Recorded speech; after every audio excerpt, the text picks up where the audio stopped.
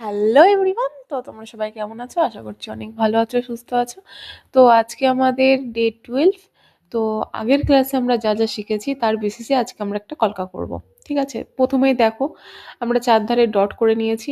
এরপরে কিন্তু আমরা কমা দিয়ে কিন্তু দু সাইডেই করছি। একটা জিনিস মাথায় রাখবে, যখনই কলকা করবে অনেক সময় কি হয়, আমাদের এক পাশে বড় হয়, এক পাশে ছোট হয়ে যায়, বা দুদিকের মানে এক সাইডে করার পরে আরেক সাইডে যখন করা হয় তখন কিন্তু দুদিকের যে স্ট্রোক বা ডিজাইন সেটা কিন্তু মেলে না। ঠিক আছে, এর জন্য কি করবে তোমরা, ডান সাইডেও যা করবে তার পরের স্টেপেই বাঁ সাইডে তাই করবে। ঠিক আছে, মানে এক ধারে করে নিয়ে কমপ্লিট করে তারপরে আরেক সাইডে করা যাবে না, তাহলে কিন্তু একটু গন্ডগোল হয়ে যেতে পারে। তো এইভাবে তোমরা প্র্যাকটিস করতে পারো। আর ভিডিওটা তোমাদের কেমন লাগলো অবশ্যই আমাকে জানিও। আর এছাড়া তোমরা যদি আরও কলকার ভিডিও চাও তাহলে কমেন্টে কলকা ভিডিও চাই বলে কমেন্ট করো।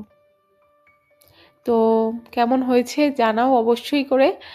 আর খুব সিম্পল একটা ডিজাইন আমি করেছি, এটা একটা রিসেপশন কলকা।